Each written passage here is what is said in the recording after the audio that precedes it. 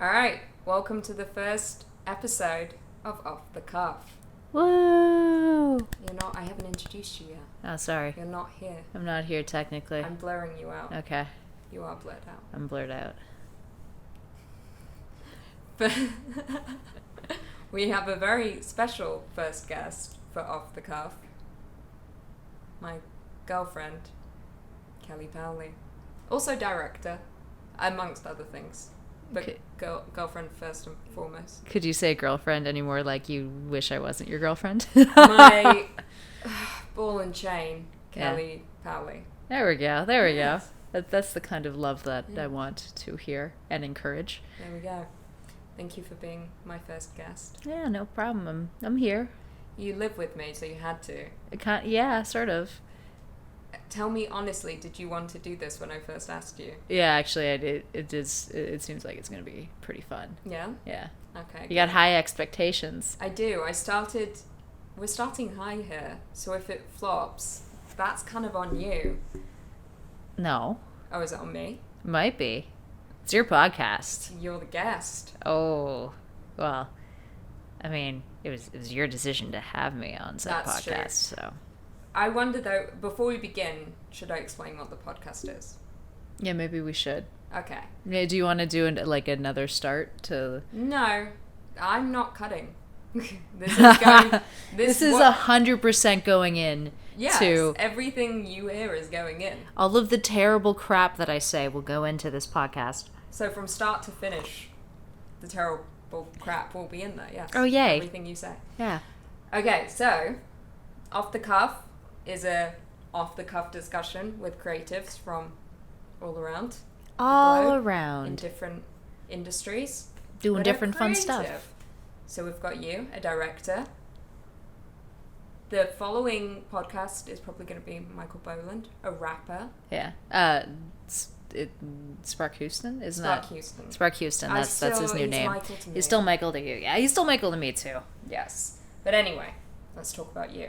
Yeah, let's talk about me. She just realized this is her dream come true. She's like, great, we get to talk all about me. A grade A fucking narcissist right here, so you know. Also, you can swear on my podcast. Oh yeah, I mean you told me ahead of time, so. I told her because, in case you didn't know, Kelly has the pottiest of the mouths. The pottiest. Pottiest. Oh, that's on the internet. That's gonna be on the internet forever. So is a lot of other stuff I do. You do a lot of accents. Not well. Exactly. I can't wait for them to come out over the course of the hour. I'm gonna keep those down lock. Make sure the atrocities don't come crawling out. Smart. Hmm. So, how have you been doing? I'm okay. Oh, you any coffee? Sorry, I need my coffee. Yeah. This might turn into ASMR later. Coffee. I got my coffee. I'm going to drink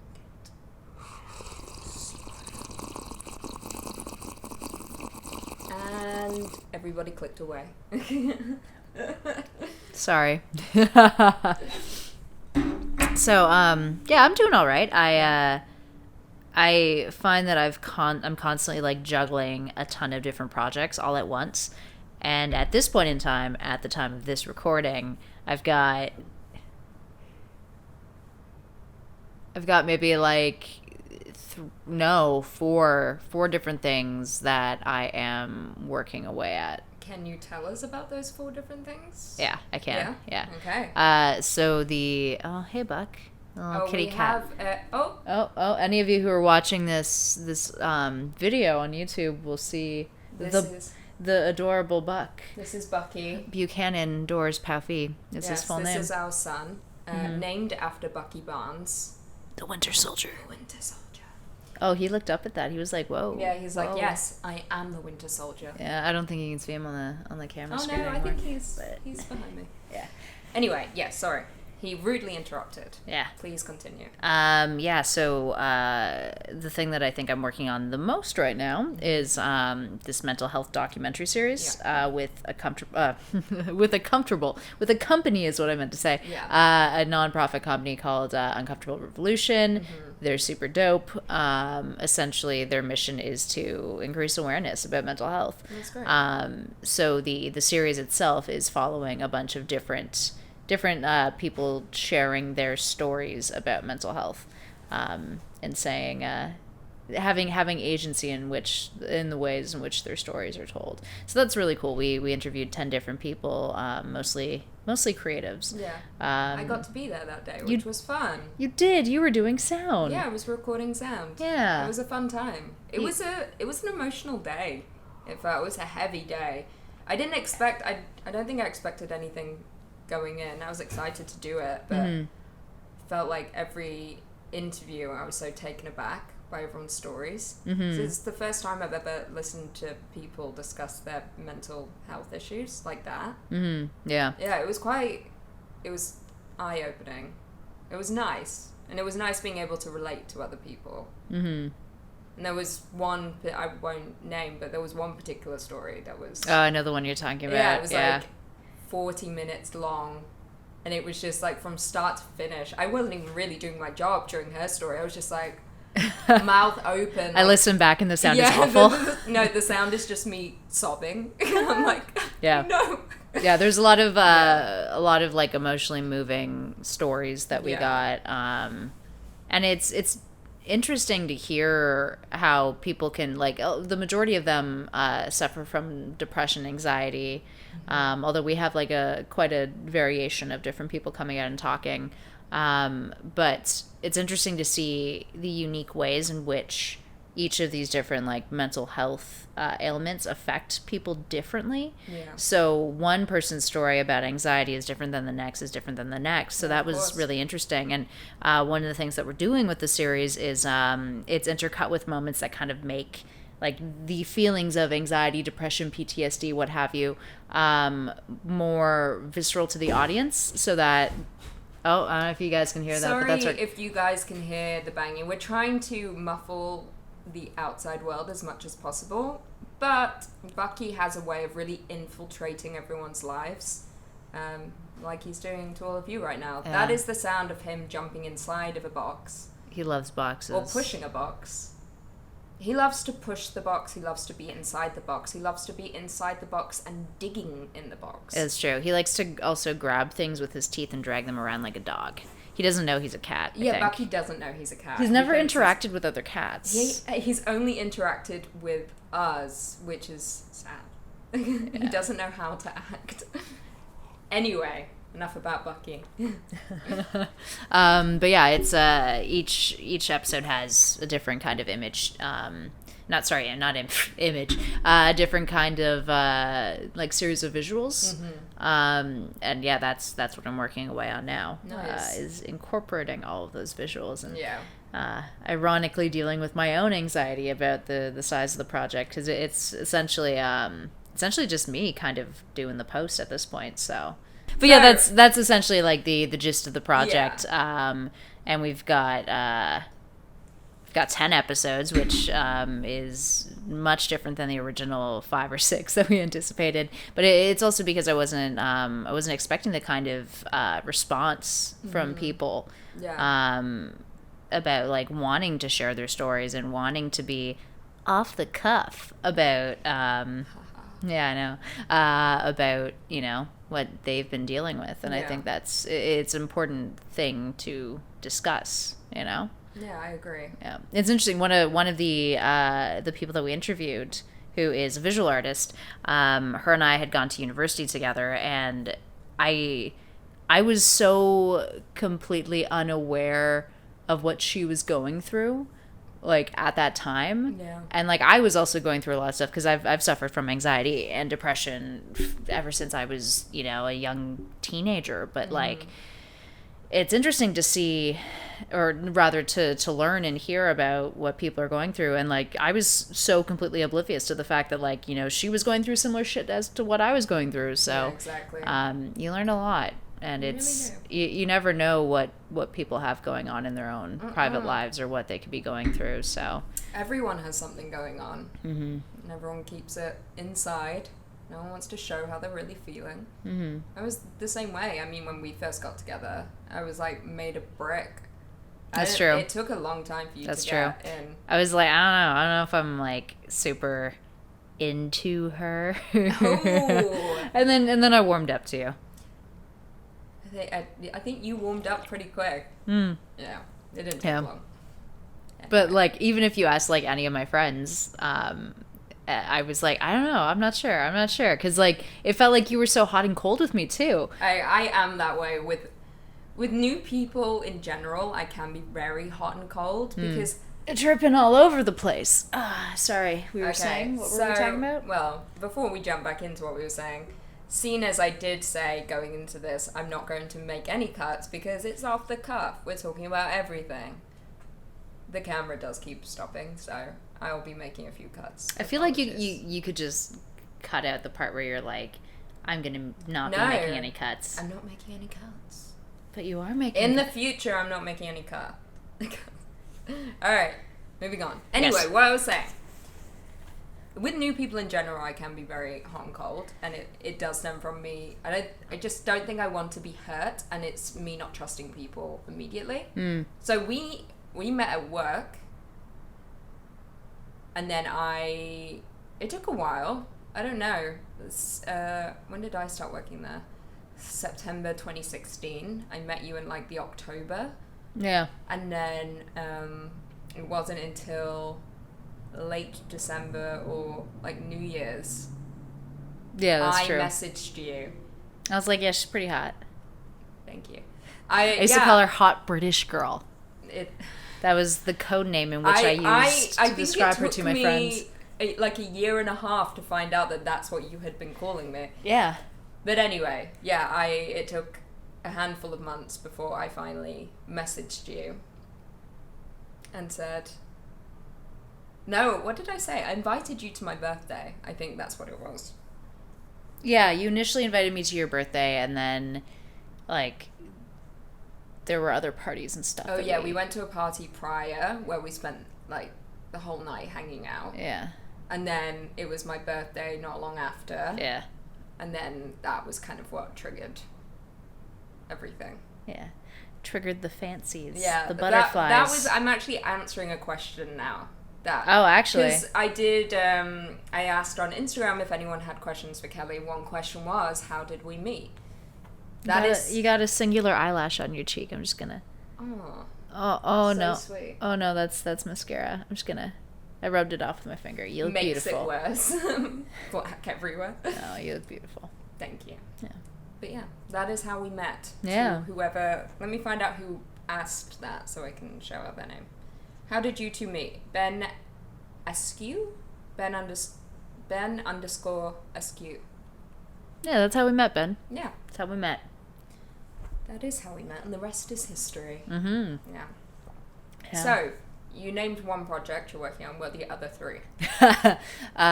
So, in addition to that, I shot a short film recently with one of the cast members from Barbell. Which, for those who don't know, Barbell is a web series on Kinda TV. And also Amazon Prime. Yeah. You'll recognize it because it's very gay. Yeah, and it's like, if any of you have followed my Instagram feed or perused it, it's like probably takes up about 90% of the stuff that I've posted in the past like 6 months. So. That's very true. Yeah. But it's a good show. It is. Thank you. I directed season 1 and then 8 episodes from season 2. Yeah. And it's been a blast. Like, I worked alongside like my best friend Victoria Long, who is also a fantastic director, amazing DOP. So she shot it, did a killer job, and just the number of amazing, awesome like female creatives or people who were part of the LGBTQ community who like worked on this set. It's awesome. Like I've met so many awesome individuals in Toronto because of it. And it's, for those of you who are curious about it, it's about 2 lesbian pop stars who are in a relationship. They break up, but then they find out they're contractually obliged to do another tour and record another record. That sucks. Yeah, it does for them. And yeah, so it's created by Gwendolyn Cummin and Karen Knox. You're going to have Gwen. Gwen is actually going to be on the podcast. Oh, excuse me. I just burped a little bit there. That's staying in. That's staying in. Yeah, Gwen's going to be on your podcast. It's dope. And she's really awesome. So her and Knox wrote the show, produced it, and starred in it. And they played the two leads. And didn't you edited season 1? I did. Yeah. I dabble in the edits. You do dabble in the edits. I dabble in the edits, yeah. Yeah, because when we first met, you were an editor. Yeah. You were a director still, but I knew you first and foremost as an editor. Yeah, and it's fun because, like, directing is, like, where my passion is. Yeah. But I find that I often end up... editing. Yeah, I end up getting into, like, doing a lot of post stuff. Yeah. So, like... For example, the mental health series, Our Stories is what it's called. I don't know if I mentioned the name of it. But for Our Stories, I'm straight up doing animation stuff for it. And that's a thing that I've, like, never done. I'm probably doing it in a very, like, prehistoric way, to be honest with you. Well, I've seen you do some of it, and I think it's great what you're doing. It's very tedious. And, like, that's the thing is, because, like, I am willingly admitting right now I don't know crap about how to do animation. I've never used any programs like that. I'm literally doing things like frame by frame by frame, like almost like rotoscoping, except obviously different. But to be fair, I feel like no one knows anything about animation until they have to know about animation. Or like they pursue it because they want to. But then they're working in animation. But editors themselves... guarantee you ask an editor you know and say, can you animate? They'll be like, yeah, but secretly they don't know shit. Well, you could like animate assets in Premiere. Yeah, but I'm the same way. I will say yes to everything. Like, do you know how to do this? Yes. I will learn it real quick in 5 minutes and get it done. Yeah, that's true. That's the way the world works these days because of the internet.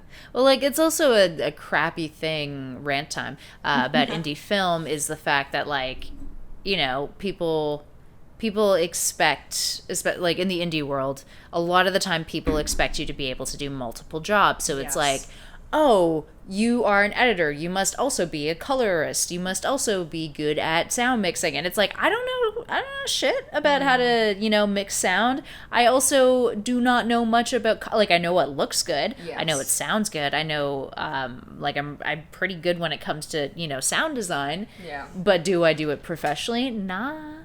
It's like, it's not what I'm good at. Yeah. And the animating what ended up happening was originally I was going to shoot a bunch of stuff, but then I have like this drawing pad and like a drawing pen that like plugs into your computer, and I just use it through Photoshop, and like I wanted to do like something with it. So I gave it a shot, and then now I'm like, oh crap, like I'm going to do a full-blown animation thing because this is going to look cool. Mm-hmm. So, and yeah, I think the most I've ever done, the closest that I've done to that is I did a little animated intro for like a web series that I made like 6-7 years ago. Oh, really? I don't even think you've seen it. I haven't seen that. Yeah, I've kept those web series like buried in the deep depths of the internet. It took a long time for me to see any of Kelly's work. Not even that you were hesitant to show me a lot of stuff. Mm-hmm. I feel like it took over a year before you even showed me the Village Green. Well, that was also because I am wildly insecure about my acting. I used to act. I don't regret it because it taught me a lot that I now use as a director, but it's like not a thing I do anymore. So why don't you act anymore? I found that it gave me too much anxiety, and there was too much pressure to do something that I think I liked the idea of, like, what being an actor meant, but I don't think I actually... You didn't have the passion for it. Yeah, like I didn't have enough passion to like, I don't want to say put in the work because I do think I did when I actually gave it a proper go. Yeah. I did put in the work. I just think that like what I wanted to be was a storyteller. Yeah. And I think like the kinds of things and like, I also, okay, this is kind of like derailing a tad bit, but I also think when it comes to establishing a career, I don't like to be forced to only go one way with it. So I don't like to be able to like, okay, like I want to be an actor, so there's like 2 ladders I can climb in order to do this. Yes. It's like you go through all the auditions and then eventually you hope that someone takes interest, and then you go like it's incredibly tedious as an actor. And like I have so much respect for actors who like grind so hard and do all these auditions and like manage a Joe job. And like that's something that like that was hard when I was trying to do that. But even to like get into the room with bigger casting agents and whatnot, like that's difficult. But I realized that like, and obviously you can make your own stuff. Yeah. But I think when I started to make my own stuff so that I would be acting in my own stuff, that's when I realized, oh, I really like all the other aspects that go into this. And I went to school for screenwriting. Yeah. Like that's what my degree's in, and you know, I soon like fell in love with directing because of it. That was also like after doing production design and thinking maybe I wanted to be a production designer, which like, there's the cat again, which is like, hell no, I wouldn't want to, but like I have so much respect for what goes into it. You dabbled around everywhere. Yeah, I've done a lot of crap. Yeah, and then you also part-time host on YouTube. Oh, a little cat hair. No, that's a Lucy hair. Did you drop a hair into my? You're welcome. I'm the type of person that you'll meet me once and then you'll find a hair of mine in your bed on your pillow. You could have met me anywhere. Why? Because my hair gets everywhere. Like, how did it get on their bed? That's the question. How did it get there? That I would really like to know. I want to know too. It's my hair. Yeah. I want it back. But it's true. It's like I've got so much hair, but it always finds somewhere to go that's not on my head anymore. That's the damn. thing. So, short story for you there. Yeah. The more you know. I know, I should get closer. Kelly like, I like to. I guess give me the fluffy pillow. Her. Give me the fluffy pillow. Sorry, I should have got someone to boom. To follow you. I just like to, you know. Oh yeah, there we go. There, I can get my lean on a bit better. This is Are you more cozy?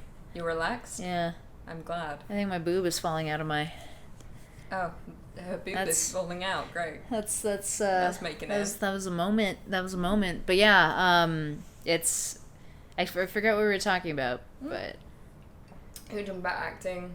Oh directing. yeah. So I'm very glad that I no longer act, but I'm the kind of person who doesn't. I like to find my own way into doing things, but I not to shit on like the structures that are like in place in like the Toronto industry. Not at all. But I have a lot of respect for actors, but I'm also, in a way, I'm very similar to you in, I feel like everyone at one point in their life wanted to be an actor. When I was younger, I wanted to be an actor, but I think it came more from the place of wanting to be seen and not feeling seen. Yeah. So it wasn't so much having a passion for acting, it was just wanting people to know who I was. Mm-hmm. But not even fame, it was just, maybe I don't think I had many friends when I was young. Aww. Yeah, this was like young Lucy, like 10, who was like really like shy. You moved around a lot too, Oh right? yeah, I moved around so much. Like, I'm obviously from England. When I first moved to Canada, it was in 2008. And by that point, I think I'd already moved like 8 or 9 times in the UK. I think in my whole life, I've probably been to like 12 different schools. That's crazy. So which is odd because growing up, I was so shy and so insecure and so introverted. But you'd think moving around so much would make me a little more open. I didn't become open until I think I first moved out on my own, and not even university. Like, when I went to university, my parents were living in a different country. I had my sisters there. I used to go see my sister every weekend. I was a lot more open, but I wasn't comfortable in my own skin yet. I still think I was still insecure. I was also hiding the fact that I was bisexual. I didn't know, so I was like dating people that I wasn't really interested in because I wanted to fit in. I was also being a bit reckless with my body, with drugs, no, with alcohol.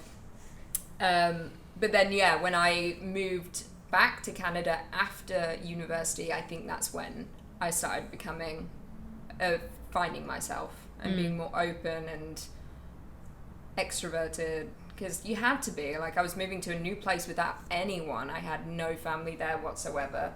Yeah, like, I respect the fact that, like, you've been able to travel so far outside of like your comfort zone and like make friends and establish yourself. Like that's something that to me I'd be like, you know.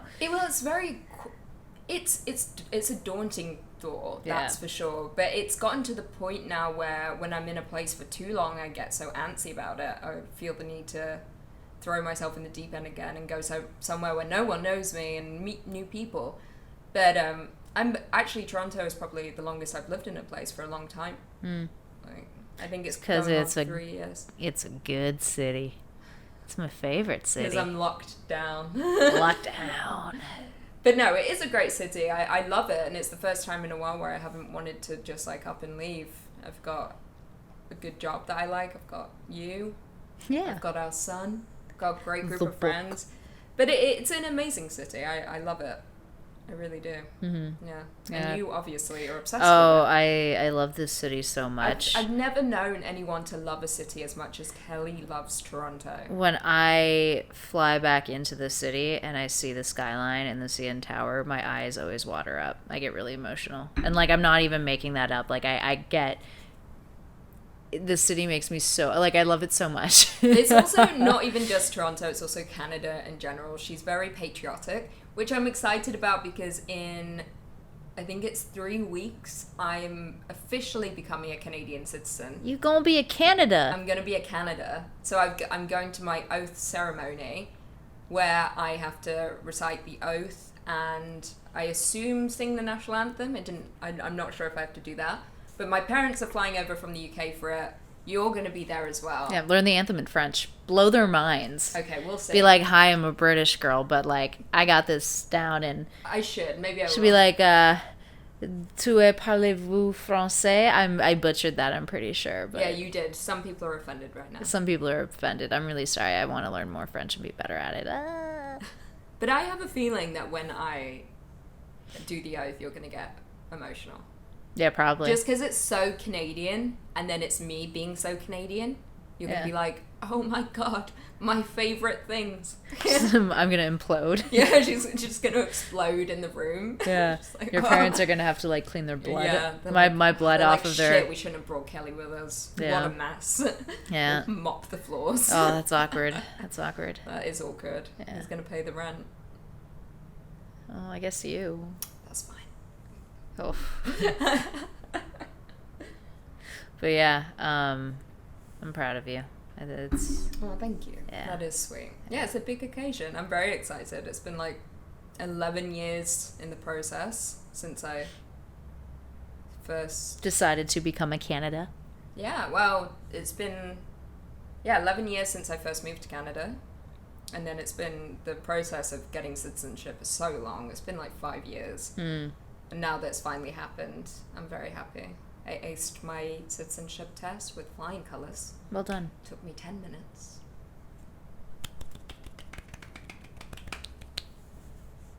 ASMR. No. No. I aced my test with flying colours. You can't just be like, I'm talking in whispers, this is ASMR. That's what people do. They're like, I guess I have not watched a lot of ASMR videos. To be fair, I haven't watched many ASMR. The only ASMR I've watched, which I will be brutally honest about, is Madeleine Petch. Oh, yeah. She did ASMR. Cheryl from Riverdale, for those of you who don't know. Let's discuss. Can we talk about our love for Riverdale? Yeah. Are we just like not gonna talk about the creative things we do? This is creative. We're talking about creative things in the world. This show is called Off the Cuff. We're talking about all things. All of the things. All the things include Riverdale. That's true. I mean, Riverdale is one of the things in the grand scheme of things in the world. Yeah. So we've been loving Riverdale. Yeah. But can we talk about the final episode of season 3? I mean, I don't want to spoil anybody. Okay, like, it's still pretty new. Okay, without spoilers, it felt like... I was explaining this to a friend...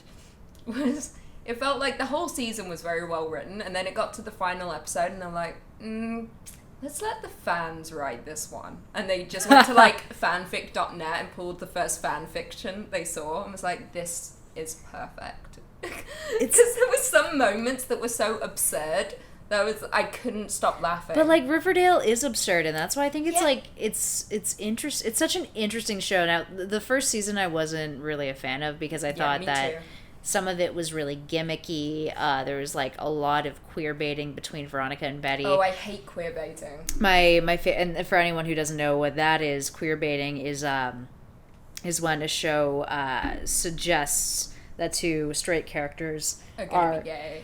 Yeah, by having them be like really. No, and obviously in the first episode of season 1 of Riverdale, for those who haven't seen it, it's not so much a spoiler because nothing comes of it. Yeah, is that Veronica and Betty kiss as they audition for cheerleading. Yeah.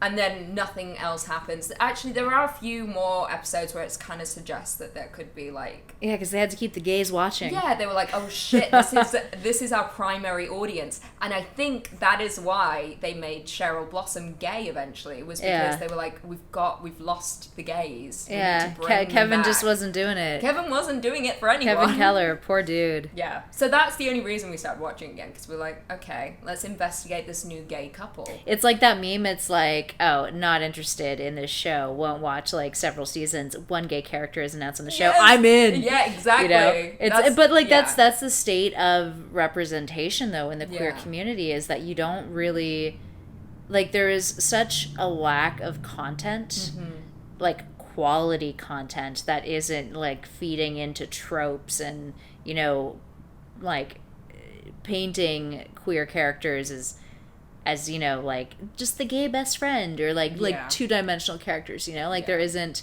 And then there's always the bury your gays trope.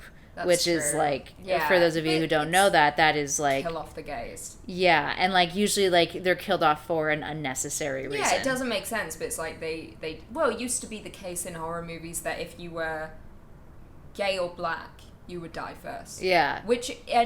It was such a bad stereotype, but they've kind of nipped that in the bud now, which is good. I wouldn't say entirely. Not entirely, but it's, for the most part, you don't see that happen as often. Yeah. I think there's a lot of outrage, particularly for, like queer characters when The 100 and The Walking Dead had, like, within a week of each other, they killed off two characters. I remember when that happened on The Walking Dead, and not long after I think I stopped watching The Walking Dead, and it wasn't because of that, it was just because that show should have ended like 5 seasons ago. Yeah, but fair enough. It's still going. Yeah, it is. They never end it. Yeah, I wish they would. Yeah. But anyway, the reason we like Riverdale is Shoney. Yeah. But that's what we're talking about. I think Cheryl is so well written because it's like she was this established badass character, and being gay doesn't define her, which I like. I don't want the sexuality to define her. Yeah. She's a badass character. Tony is also a badass character. My problem with her writing is that we know nothing about her. Yeah, we know shit all about Tony. Which I think is such an injustice for that pairing. I am hoping in season 4 we actually get some backstory for her, and if we don't, I'm going to be so pissed off. Oh, the gays are demanding it, guys. The one bisexual. But no, it's true. It's like you can't just develop one half of a pairing and then be like, that's enough. Yeah. That's my only problem right now. Yeah, it's interesting though, because like Cheryl has always been a main character though. So like she does have a bit more of a backstory, especially in season 1, but... Like, she was Tony's become such a big character now, though, as well. But, like, season 1 literally had a whole plot that she was, like, so integrally tied into with Jason. Yes. So, like, the whole gimmick, and this isn't spoilers either, is that Jason Blossom dies in season 1, and it becomes a murder mystery. And, like... I think that by season 2 of the show, they really kind of nailed down the tone and what they were going for. It's similar to Buffy, where, like, with Buffy, a lot of fans feel that season 1 was hard to get through, but season 2, like, really establishes, like, this is the tone of the show. Yeah. And in the case of Riverdale, it's like, yeah, we are super absurd. Yeah, it's a little Twin Peaks meets Gossip Girl, but, like, that's the world in which it lives in. And, like, there's a lot of a lot, like, I would never say that there are continuity issues like shows like Glee had. Glee was like a train wreck of continuity issues. Glee was a train wreck. And I'm talking like narrative continuity, not like, oh, they left a coffee cup out, Game of Thrones. But like it more so like nothing made sense from like week to week in terms of like, oh, this character now loves this character used to hate this character. Like there was no like narrative thread. And like at least like Riverdale has that, but I think they've kind of really like established what the show is, and the fact that they're like constantly pulling from references. I think it's really interesting too, because like there's a lot of like theories about how it's like this sort of like alternate universe or like dystopian world, or like that Riverdale exists in its own like, you know, quasi universe or whatever the hell it is. Like that's really interesting to me too. That was one of the theories that I read, was that time is irrelevant in Riverdale. Is that because people ask constantly what year are they set in, because sometimes it feels like the 50s, what with like the diner and stuff like that, and like the way the kids are, and then sometimes it feels like the future, and sometimes it feels like now. But I mean, and then the theory I read was that there is no time, because there is no outside. It doesn't feel like there's an outside world in Riverdale. There is Riverdale, and then there's the two towns near Riverdale, which connects Sabrina the Teenage Witch. That's what it feels like it is. I also saw a theory that said that Twin Peaks and Riverdale exist within the same universe, but I don't think that's correct. Yeah, you'd have to get David Lynch on board for that, and he'd be like... Can you imagine David Lynch being like, okay, I guess I'll check out Riverdale, watch his one episode. Sitting on his, like, ridiculous, like... No, not a chance. Plum-colored leather couch, assuming that David Lynch has... He would have a plum. I don't know. I'm just making a wild assumption here.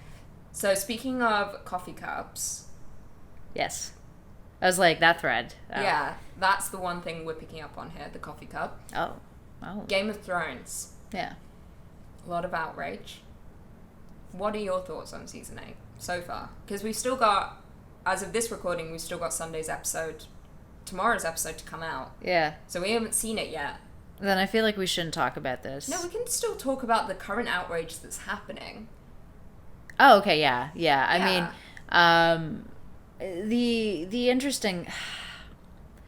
So I have a lot of thoughts and feelings about this. So, for starters, I think that when a show or a specific, like, kind of media gets highly criticized by the fans, or the fans get, like, really entitled about the direction in which this thing should be going, I think that is potentially really dangerous for creators, because it's like, okay, yeah, obviously the fans, like, having a fan base is what makes a show exist. Like, without audience members, without an audience to watch it, to be engaged by it, like, who are you making it for, right? Yeah. But at the same time, when you have people be like, we're outraged with the direction of how this is ending, it's hard to say, because like audience is important, but also like the creative direction in which like the showrunners are taking it, you know, like that's where they want it to go. That's like, you know, I'm sure you've heard the thing about George R.R. Martin like sitting down with HBO and being like, this is how it ends, and like this is assuming that they're still following that, you know. Yes. But it's tough no matter what, and for people that don't know what's happening, is that Season 8 is the final season of Game of Thrones. There's one episode left, tomorrow's episode, and people are disappointed with how Season 8 has gone. And so, without ruining it, some characters have died. Some people are upset with the way the characters died. Mm-hmm. Some people are upset with the fact that there was so much character development and now it's kind of been thrown out the window, and a lot has changed. There's also been a lot of continuity errors. I've noticed. I did a video recently, Worst Mistakes in Game of Thrones. Coffee cup. Yeah, well, coffee cup, but no, it's they changed the entire landscape of King's Landing, and we didn't even notice. Yeah. Did you, like, it used to be like sprawling and by the mountains and like big. Was that in season 1? Up until season like 5, I think. It was through a long time, and then when season 8 rolled around and it was people get to King's Landing, not giving it away. Mm-hmm. We have some aerial shots of it's like that's interesting. It's like a desert. It's landlocked. I mean, that being said, there was, like, in season 2, there was that big battle surrounding King's Landing, so, like... It's true. You could have seen that... There are just some things. Anyway, that was just a small annoyance. Well, like, that's a thing that was, like, I don't necessarily agree with some of the choices they made. Like, I'm not going to be like, I'm going to criticize this yet until I see that final episode. We need to see the last episode. I mean, like, I do understand where people are coming from in terms of, like, certain things. I think that realistically, here's my speculation as to what happened. I wouldn't be surprised if we learned that the reason why, like, this lack of character development or, like, lack of staying true to character development was because of how little time they had with the season. And I think the reason why we are getting a shorter season is because of how much money is going into certain episodes, like Dragons. Yeah, there's a really big episode. The third episode of the season is literally the entire thing is a massive battle, and it was brilliantly done. Yeah, I also loved how people complained about it being too dark, and then the cinematographer's like, I know it's not too dark because I shot it, and it's like, okay, personally, I didn't think it was that dark. It's dark, but it fits with the episode. We're supposed to be on edge. Like, the whole episode, I was leaning forward. I had my, like, face in my hands. Like, it was so intense. Like, the fact that you couldn't see that well made it that much more terrifying. I agree, and I also think that, like, just to make a point about what that cinematographer said, he's like, well, it's not meant to be watched on phones or laptops or crappy TVs, and it's like, okay, but also consider like, when you make a show, obviously if they're shooting it, I'm assuming in 4K, like, having it, like, be dark in certain points, like when the army's first approaching, you aren't seeing anything. I think that was amazing. But in other scenes, like, I think they should have catered a little bit to people that are watching it, because, like, we have HBO. We watched it on our TV. Our TV is okay. Like, it's pretty decent. Nice. Yeah. Some points we couldn't even see. Bucky going hard. Buck's going hard. But it's going buck wild. But yeah, it's fine. That didn't bother me so much. I think what's getting to me is that season 1 through 7 was so good. It was so tight. They're very... What's the word? It's like... everything's perfect. It was very economic. You can't usually find a fault in Game of Thrones, like, unless it's a story that you don't like, or like a development that you don't like. It's so subjective. For the most part, though, it's such a good show, and everything is very tight. Everything's like, you don't find mistakes. Season 8, it feels so rushed, and it feels like they didn't have the time to fix small things. Like the coffee cup. You would never have gotten that in season 7 or a prior season. It's just, feels, everything does feel rushed. But I understand they only have a Which is set funny amount because of episodes. And, like, for example, what is odd, and I think what annoys people, is that previously, for a character to travel from Winterfell to King's Landing, it would have taken a season. An entire season for them to even get there. Yeah. This happens within 10 minutes in an episode. That's true. And everything feels so quick and rushed, and that some people don't like that. But it's also, you need to remember, it's the last episode. A lot of things are going to happen. It's going to be quick.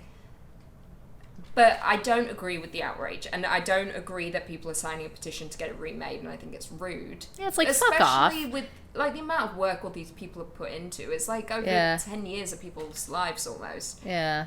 And I think they've done a great job. Yeah, I would have liked to have seen certain characters go out in a different way, but I also agree and see where they came from for those points, you know? Mm-hmm. Yeah. Sorry, I thought he was behind me. Sometimes Bucky... Sometimes he comes up and behind the couch. He's and like an assassin. He's scary. Yeah.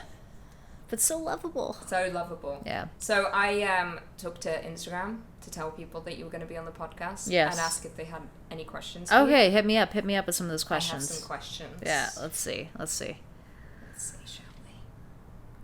Okay. can't ask the first question. What is it? I'll show you after. Can I just see? I mean, we can talk about that if you want. Wait, what are that one there? No, right there. Oh, yeah, no. We're not going to talk about that. Yeah. Now's not the time. Okay, so from Emmanuel, they said, if the world ended and you have to choose between two people you love in life, who would you choose? I don't know what the question means. I guess if the world is ending and I have two people that I need to choose to save, who would they be? Or are you choosing between two people to save, I think is what... You have to choose between two people you love. Oh, that's shitty. So it would be me or your mum. Yeah, because like out of the two people, it would be you and my mom. 100% is who I would save. You can pick your mum. No, you got to pick between us. It's like Sophie's I don't choice. like... No. She picks her mum. It's fine. No. It's fine. I wouldn't want to like... I don't like that question. Can we have the next question? Kelly gets so sad talking about like... I'm very... happening. She gets very emotional, like, if we even joke about me dying for some reason. Like, well, it's because I'm currently very obsessed with death, and this is actually one of my next... she is obsessed with death. One of my projects that I have in development right now, and it's a feature that I eventually hope comes to fruition. And it's something that, like, an idea that I've been kicking around for, like, years that's, like, just kind of evolved into what it is, and I think it's finally in a place where, like, okay, I can actually start to develop this as a script. It basically deals with death. The entire film is a giant metaphor for death and coming to terms with loss and being able to let go of that, being able to let go with the let go of the fact that death is inevitable, you know. And I don't know what it is, this fascination that I have with death. Maybe it's because I've become more aware of, like, my mortality, of, like, my mom's mortality now that she's getting older. And just, like, I don't know, like, I find that emotionally I'm so much more affected by these things lately. And I don't know if I'm, like, it's not scared of death, it's scared of what comes next and the unknown. That is something that, like, keeps me up at night. You know, and it's like, cause like it's like I could deal with the fact that, like, oh, okay, I'm going to die. It's just the fact that, like, I don't know what's next that bothers me. You don't know what the afterlife is. Yeah, and it's like coming to terms with being okay with that and being okay with, like, letting go, and you know, leaving that behind. And, like, it's such a weird thing for someone, like, I'm only 27, and, like, to be obsessed with death. Very existential. I've always been, though. Yeah, and I recently, like, last year had a little bit of a cancer scare. She had a thyroid scare. And it scared me. Like, I had to be, because Kelly, not a criticism, just a fact. This is how I word everything with her. She hates it. Not a criticism. Just a fact. Just a fact. It's a totally criticism. You sometimes overreact. Yeah. This wasn't an overreaction, but you sometimes overreact. You always think something's wrong with you. You're prone to thinking something is more extreme than it is. But yeah, when this happened, is it hypochondriac, where it's like I think it's something like that, hypochondriac. Where you think you're always 100% a hypochondriac. You think something's wrong with you all the time. Thanks, WebMD. But yeah, when this happens, so I always calm you down. I'm used to that. Yeah, when this happened, I had to, like, keep it to myself. I was there for you and was very, like, positive, being like, it's fine, like, you've had it forever, it's gonna be great. Yeah, for context, I have, like, this... she has, like, this enlarged thyroid, and, like, for the longest time, I thought it was my Adam's apple. Yeah, Kelly said that to me. She was like, oh, I thought it was my Adam's apple. I was like, women don't have Adam's apple. Those. Yeah. So anyway, there were a lot of doctor's appointments, but deep down, inside, I was freaking out because I was so scared. Yeah. But everything was fine. And for the record, my fascination with death came before this. It came way before that. This kind of, like, seasoned it. It was like the cherry on top. I have a feeling Emmanuel is regretting asking this question. Yeah, sorry, man. Sorry. Yeah. But anyway, that's sort of, like, what that project is about, and it's something that I'm hoping by next year I might be able to get a little proof of concept This answers the next question from Just Fanship. Yeah. One of your fans? Just fans HP. Apologies. Yeah. I thought it was just fans Kimmy. What are some of your directing projects coming up? Well, you answered one. Yeah. So, there's Our Stories, the mental health doc series. Yes. That is what I'm currently picking away with in post. Mm-hmm. I've got a short that was created by, co-written by one of the actors who is in Barbell, Nadine Baba, who is like super dope. She's like a rock star talent in season 2 of Barbell. She plays Sandrine and has one of probably the most I would say her and Lulu's arcs are my favorite in Barbell. They're great. Lulu is like hands down my favorite character in Barbell. And like I know that a lot of Barbell fans are like, ugh, she's the worst because we want Alice and Veronica to be together. I will say that was very much me when you showed me season 1 of Barbell. Yeah. I hated Lulu because I was like, I hate characters that get in the way of the end game couple, you know? Or the couple that should be endgame. Yeah. And so I was like, oh, I hate her. And then season 2, love her. Yeah. Obsessed. Lulu like goes through this whole unrequited love story arc, and it's really, really great. It is great. And her also like coming to terms with her the way sexuality. Well, like she's come to terms with her sexuality. It's her family's response to it, and like working through that. Because if you haven't watched season 1, her family is hardcore. Yeah. Is it a spoiler to say that? Hardcore religious? No, not at all. And at this point, you should have already watched it. Yeah. Check it out. It's on the Kinda TV YouTube channel, or Amazon Prime. Barbell, Barbelle. Not to be confused with a barbell that you lift in the gym. Exactly, very different things. But that short is it's called 28.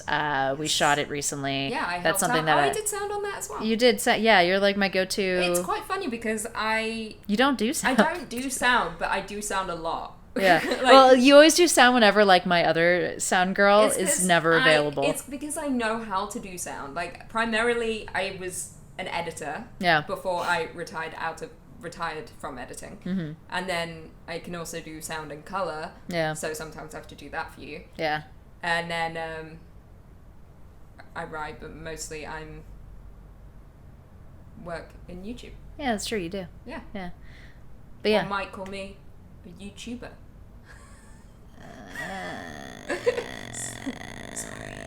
But yeah, so that's called 28, and that's about a couple who are going through some turmoil, a married couple going through turmoil right before one of the characters' 28th birthday. So that is also in post right now. Yeah, that's gonna be great. That was fun to shoot. Yeah, it was really fun. There's a dance sequence and everything. It's great. So good. Yeah. Crab Scott, what platform are you using for your podcast? Okay, so this is for me. Sorry. Oh, yeah. I'm actually hosting this. Keep myself busy on my phone. So I'm doing audio and video.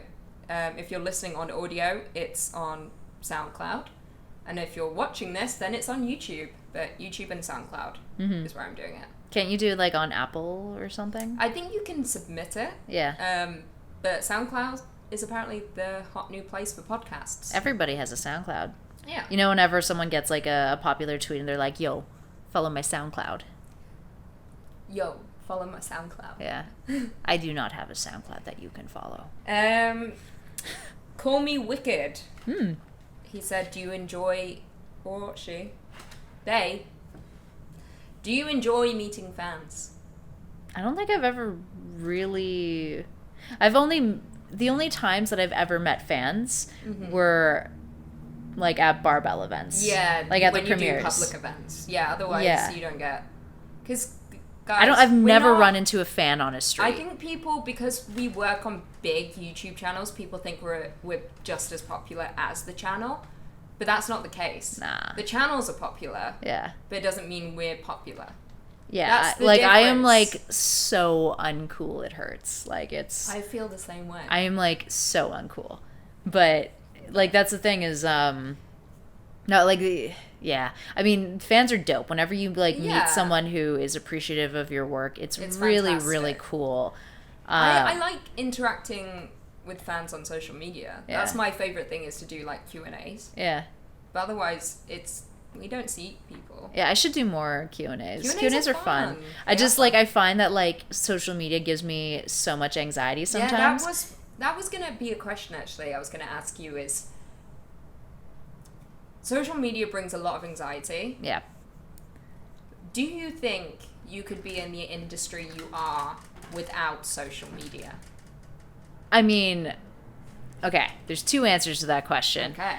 If I was in this industry 20 years ago, there would be no social media. But as of 2019, can you be a director in the film industry and not have a social media? I think so, but I think it would be a little bit more difficult. I'm saying starting from scratch. You're fresh out of film school. Yeah. You want to be a director. Mm-hmm. What do you do? Well, no social media.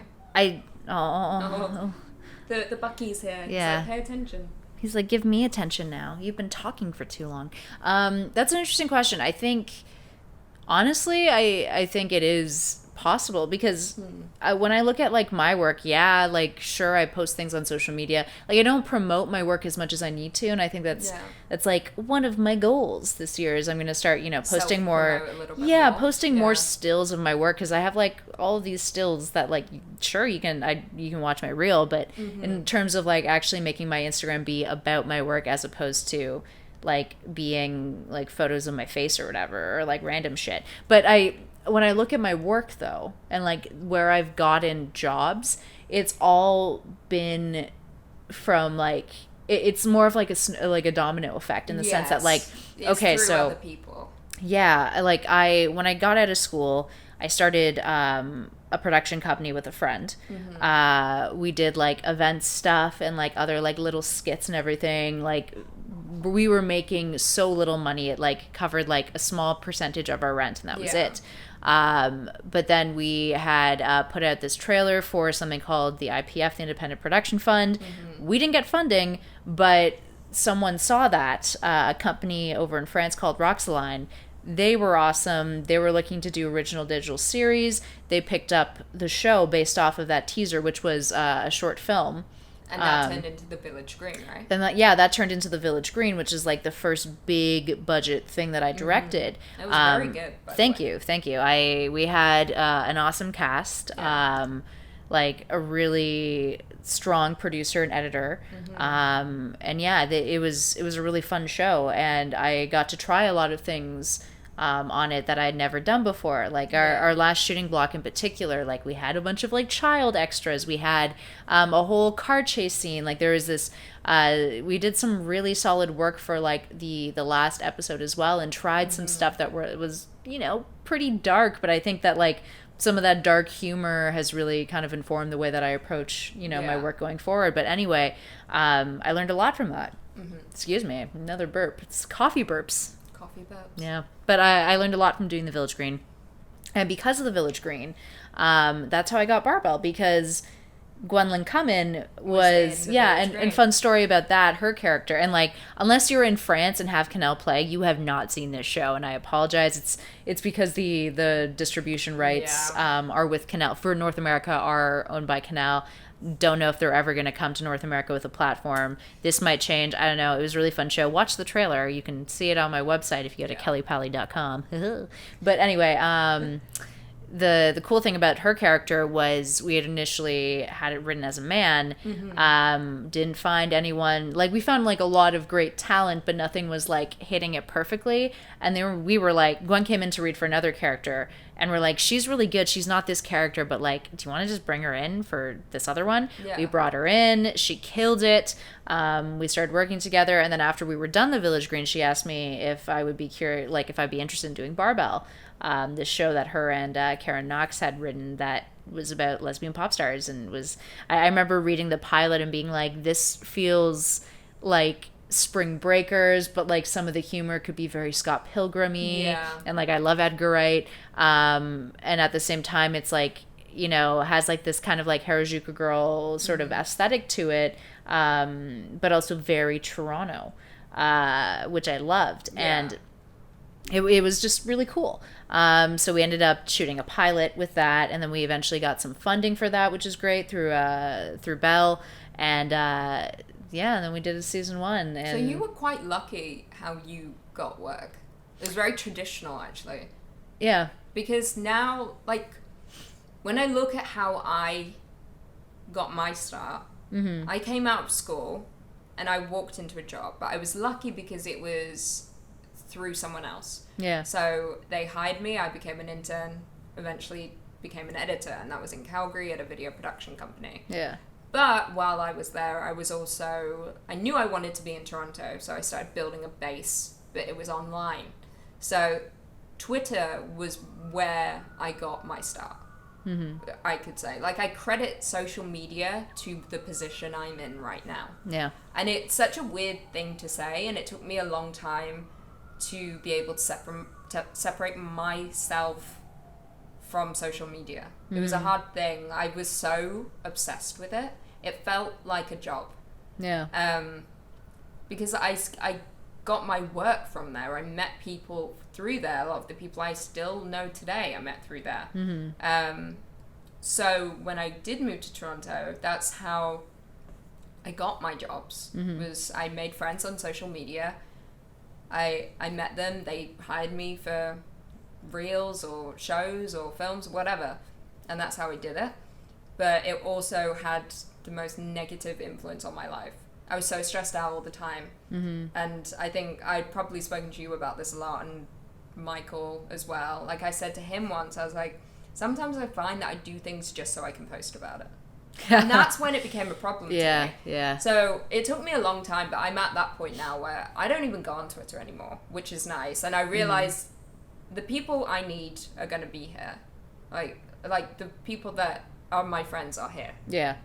I don't need to be active on social media in order to confirm that, you know? And I think, and that this is another reason I left the film industry, was because it had such a negative effect on my life. Was like, I was an editor and wanting to edit TV shows out here, and then it was so negative for me. Yeah. So I stopped that, and now I just do YouTube, and now this in my free time. Yeah. And that's what makes me happy. I like writing as well, and I want to write a book. Yeah. But those are the things that make me happy. But the film industry was too much for me. I can understand that. I find that film has a side to it that is very, very demanding. Yeah.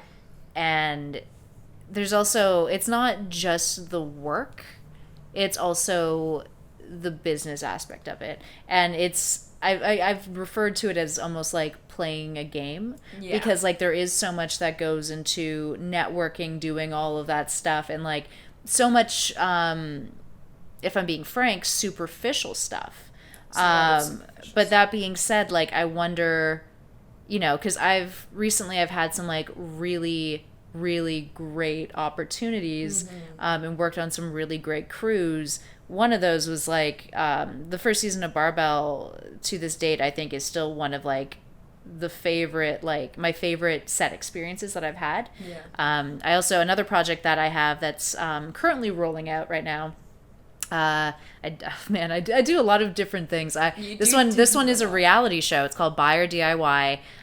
It's made by this awesome production company called RTR Media.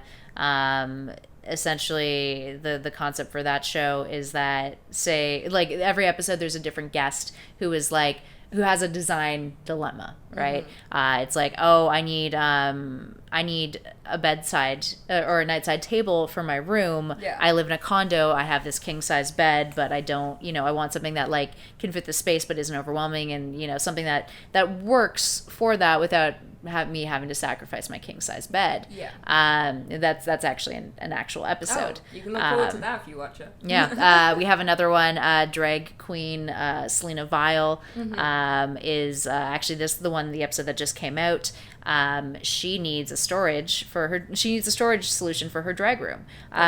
So that one was really, really fun. And then we have our design expert Alexandra Gator, who looks for a solution, who buys a solution. And then we have our DIY expert Danny Berger, who also looks for a solution but makes it, DIYs it, do it yourself. And which is so cool.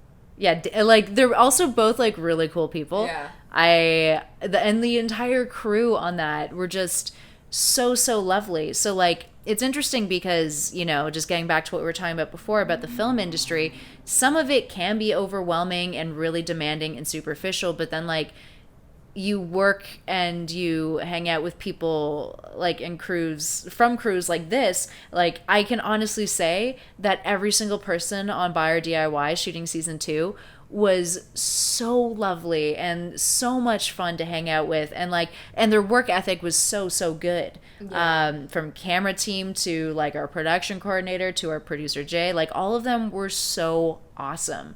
And you know, actually, arguably, maybe that's one that and like season 1 of Barbell are really they're tied for best set experience. But yeah, and like you know, that's true. That it fluctuates. There's always redeeming factors to everything.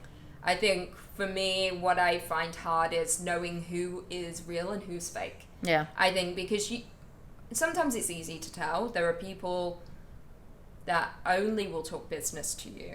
And you can tell that they really have little interest in you as a person and only care about what you do and how that can benefit them. Yeah. Then there's people who, my problem. Yeah, and then there's people who genuinely love creating, genuinely love making art, genuinely love like, you know, the job that they're doing. Yes. And those people are the great people. Yeah. The people that use you, which there are abundance of people like that in the industry. Yeah, that's true. I think I just found that the hardest to deal with because I seem to keep running into them. It's also a case of like, you know, you gotta love it in order to do it. You do, and I loved editing. I trained for that for my life. I went to university for it.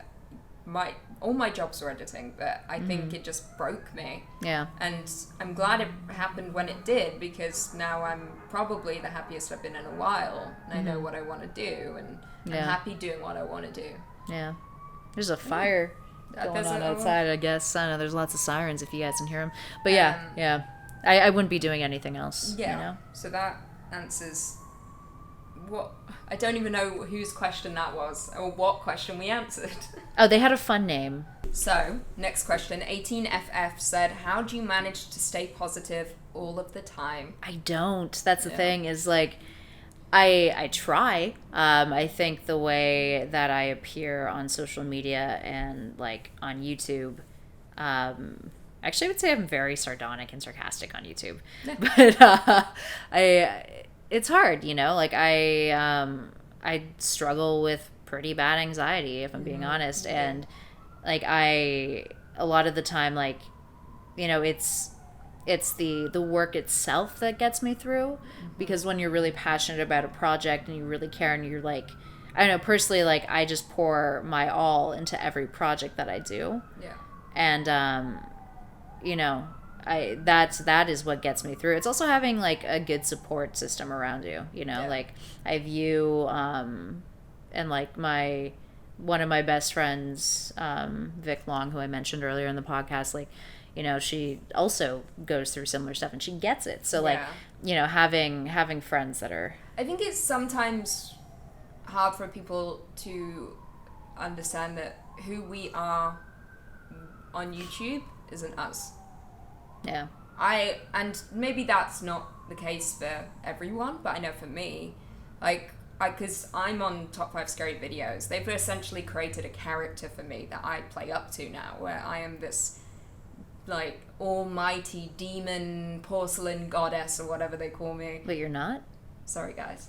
And they think I'm this evil like demon, that I'm so scary and stuff like this. So I play she up. Kinda is. I can be scary, but I play up to it, and they love that. And I feel I shocking to believe I'm much happier and I smile a lot more than I do on YouTube. That's the biggest thing, is people will be like, why aren't you smiling? It's like, fuck off. I'm doing the persona you guys want, and the more you comment on one thing, I'm gonna do it more. Like if you say, well, it's also people just being like, you should smile more. Like that is like such a comment that is so historically like misogynistic that it's painful. But I get it. I do get it sometimes. No one wants to watch a full video where someone's just... Yeah, miserable. like, to be honest with YouTube, you have to have, like, high energy. Oh, you've got to be enthusiastic, and you've got to look like you want to be there, and I do want to be there, and I'm happy about doing what I want to, doing that stuff, but I play up to it. I read the comments, and I play up to what people say, and I think it's funny.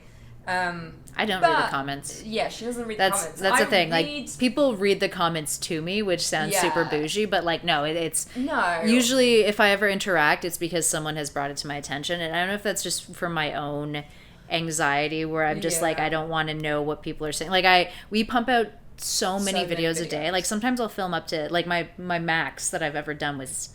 I think my record was 9. 9, you filmed 9 in a day. Yeah. And so, like, sometimes my medium, I guess, or my average is 5 to 6 a day. Yeah, you film a lot of videos a day. So it's easy for that to leave your mind and you don't think about it. Like, for me, I think about this stuff because I do back end. Yeah, you're much more involved in because I manage a channel that I work for called Top 10 Beyond the Screen. So I upload those videos. I host on that channel as well. And so I read the comments because not only am I reading my comments on my video, but I'm also reading comments because it's my job.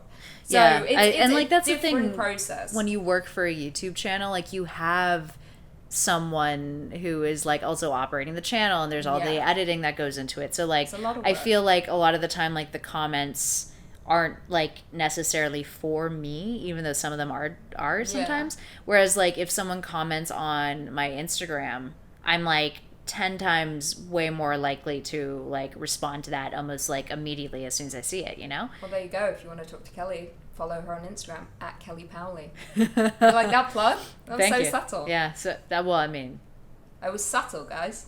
So subtle. But yeah, it's interesting because, like, I find that, just getting back to the question, I tend to get really, really anxious about stuff. So it's learning, for me in particular, learning to manage my time better, and also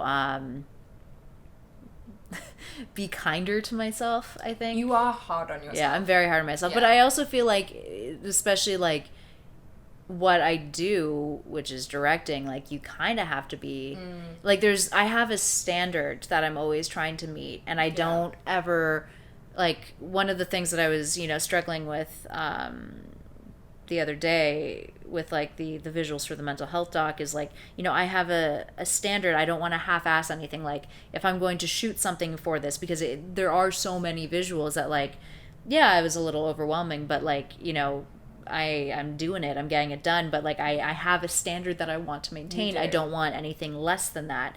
So sometimes my own expectations are really hard on me, but at the same time, like... It gets, like, quality work. Yeah, like I was just going to say, at the same time, I don't regret it because I wouldn't be the person I am today. But that being said, like, I think, looking back, I could be kinder to myself. I could take more time to relax because, like... It's hard to get to relax. It's one of the hardest things. Incredibly hard to get me to relax because my brain is always thinking about a billion things. So it's like, how does one turn off? Yeah. I'm still figuring that out. Assassin's Creed Odyssey is her weakness. That's one of the things that, like... Amongst other things. Yeah, Assassin's Creed Odyssey, it's a great game, play it. So we're going to do one more question just because we've been doing this for an hour and 20 minutes now. Oh, wow. Yeah. And we've got to be somewhere at 4:00. Oh yeah, it's 3:30. Yeah, we've got I've got a photo shoot which you're coming to with me. Yeah. I'm gonna be in a bathtub. Yeah. So, last question from Dimebag_Daryl_1990. What is your favorite horror movie and why? Oh, my favorite horror movie. Yeah, these are the horror fans coming in. Ooh, that's tough. I think the one I've enjoyed the most was Ghost Stories.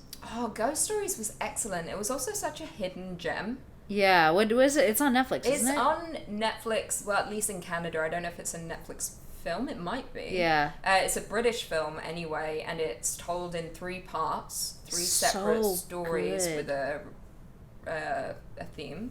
Yeah, I think... it was tense. Yeah, I think what it does stylistically was really impressive. Yeah. I think a lot of, like, the cinematography and the sound design choices they made were particularly so the first good. story.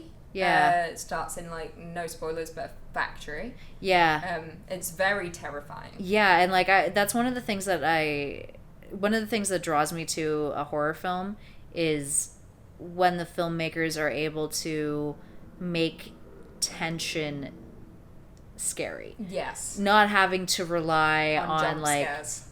or like excessive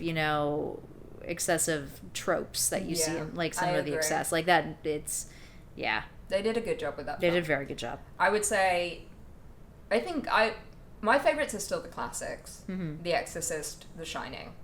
Yeah, The Shining's great. Yeah, and The Exorcist will always hold up because it's so terrifying. But more recently, I think I would say It Follows. Yeah, It Follows is very good as well. I remember watching that on my own, and I watched it on my own at night, and I got so scared I had to pause it and wait for my boyfriend at the time to come home because I was so terrified. There was something about it. It was because it did what the classics, or at least the films from the 80s did. Yeah. Where it was such a menacing villain, but the villain had no dialogue. Yeah. They also weren't aggressive from what we saw. They killed people, but we didn't see them be aggressive. Yeah. And it was very much like, it felt very Michael Myers Halloween. Yeah. Where it would just be someone in the distance walking towards you so slowly, and no matter what you do, the tall guy in that movie, outrun them. Yeah. Oh. Yeah, people would just appear out of nowhere. If you haven't watched It Follows, you have to watch it. That and Get Out were two other titles that were floating out of my brain. Was fantastic. But yeah, I think Ghost Stories is my favorite. Are there other questions? Can we do rapid fire if there's a few? You want more questions? Let's just do rapid fire Kelly's right before we go. Okay, rapid fire. Let's see. Liam Drummond said, thoughts on metal music? I'm not really a fan. Okay. Rutal Sampura? Sorry, I butchered that username. Who is talented, Kelly or you? Kelly. Well, I mean, both. Both would be my answer. Yeah, both. That's very sweet. Yeah. Daniel Shoudry. Hey, what's up, Daniel? He's going to be on the podcast. Yeah, he's great. Why are you so purty? Get it? It's me, your cat. I speak now. Bucky? He's over there. Oh, he's got his paw up on the glass. So no answer to that question? Well, I mean, Buck's a very pretty boy. Alois Transy 666. Sorry, I'm butchering these names. Have you ever watched The Dark Crystal? No, actually. No, me either. Yeah, we should. We should, yeah. We should. K-Dog said, hey, what's up? Yeah, not much, you? We'll just wait here until you respond. Yeah. I think we covered all the other questions, to be honest. Yeah? Yeah, because they were all ones we'd answered throughout. Yeah, so there you go. Yeah. There are those questions. Those are some questions that are now answered. Now you got to know Kelly Paoli just a little bit better. Just a little bit better. Yeah. Well, thank you for joining me on my first ever podcast. Thank you for having me. Am I going to be allowed back? We'll see. We'll see how well this one does. If you don't see Kelly again on Off the Cuff, you know it's because she bombed. Or I've been murdered.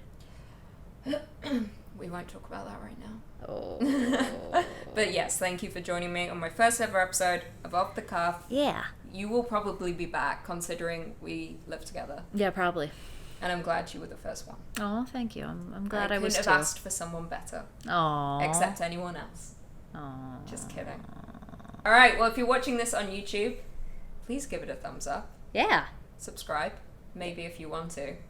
And if you're listening on SoundCloud, go watch me on YouTube on the Off the Cuff podcast, is I believe the username. It's that, the Off the Cuff podcast. So you can see what we look like if you are curious and are just listening to our voices. We have faces too. Yeah. Don't get your hopes up for me though. Oh no, she's beautiful. I can confirm. Aw, no shucks. Well, thank you again for joining us. Thank you for having me. And as for you guys, I will see you in the next one. Bye. Bye.